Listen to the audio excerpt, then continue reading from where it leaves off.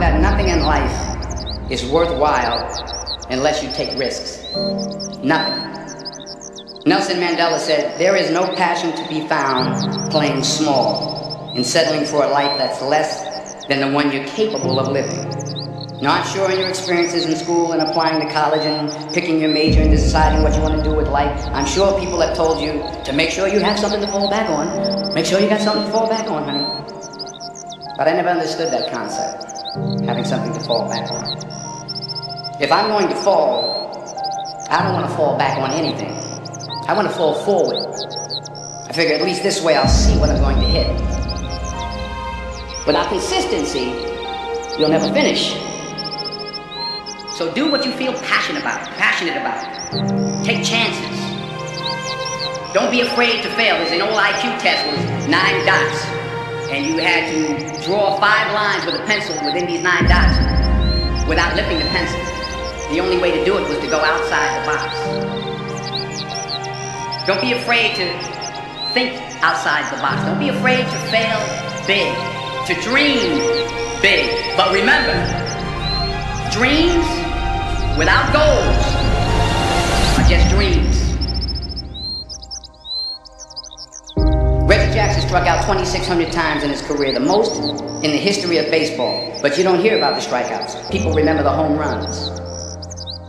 Fall forward. Thomas Edison conducted 1,000 failed experiments. Did you know that? I didn't know that. Because the 1,001st was the light bulb. Fall forward. Every failed experiment is one step closer to success. You've got to take risks, and I'm sure you've probably heard that before, but I want to talk to you about why that's so important. You will fail at some point in your life. Accept it. You will lose. You will embarrass yourself. You will suck at something. There's no doubt about it. And I know that's probably not a traditional message for a graduation ceremony, but hey, I'm telling you, embrace it, because it's inevitable. In the acting business, you fail all the time. Early on in my career, I auditioned for a part in a Broadway musical. Perfect role for me, I thought, except for the fact that I can't sing. I didn't get the job. But here's the thing. I didn't quit. I didn't fall back. I walked out of there to prepare for the next audition, and the next audition, and the next audition. I prayed. I prayed, and I prayed. But I continued to fail, and fail, and fail. But it didn't matter, because you know what? There's an old saying, you hang around the barbershop long enough, sooner or later you're going to get a haircut. So you will catch a break, and I did catch a break. Last year, I did a play called Fences on Broadway. But here's the kicker. It was at the Court Theater. It was at the same theater that I failed that first audition 30 years prior. The point is, every graduate here today has the training and the talent to succeed. But do you have the guts to fail? If you don't fail, you're not even trying. I'll say it again. If you don't fail, you're not even trying. To get something you never had, you have to do something you never did.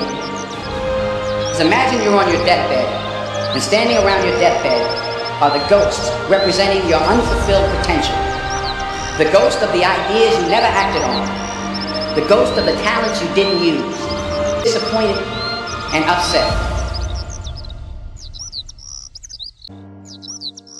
And now we have to go to the grave together. So I ask you today, how many ghosts are going to be around your bed when your time comes?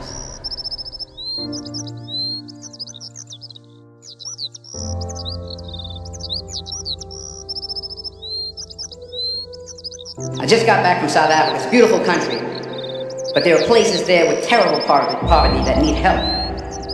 And Africa is just the tip of the iceberg. The Middle East needs your help. Japan needs your help. Alabama needs your help. Tennessee needs your help. Louisiana needs your help. Philadelphia needs your help. The world needs a lot, and we need it from you. We really do. We need it from you young people. I mean, I'm not speaking for the rest of us up here, but I know I'm getting a little grayer. We need it from you, the young people, because remember this. You got to get out there. You got to give it everything you got, whether it's your time, your talent, your prayers, or your treasures. What are you going to do with what? Some of you are theologians, nurses, sociologists. Some of you have money. Some of you have patience. Some of you have kindness. Some of you have love. Some of you have the gift of long suffering. Whatever it is, whatever your gift is, what are you going to do with what you have? All right, now here's my last point about failure. Sometimes it's the best way to figure out where you're going. Your life will never be a straight path. I began at Fordham University as a pre-med student.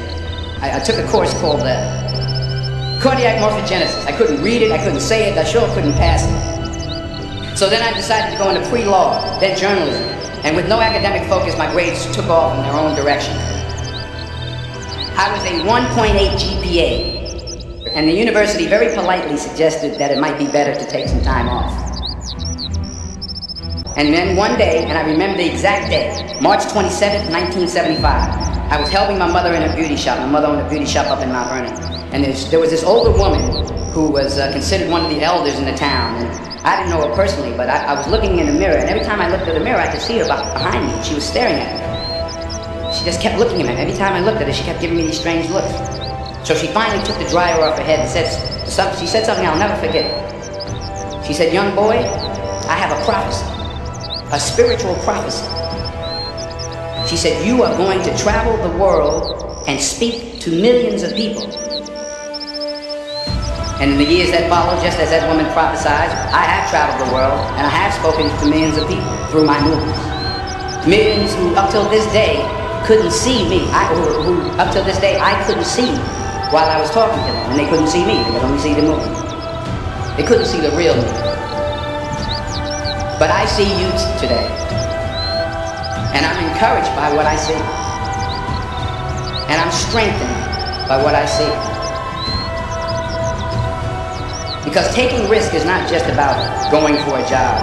It's also about knowing what you know and what you don't know. It's about being open to people and to ideas.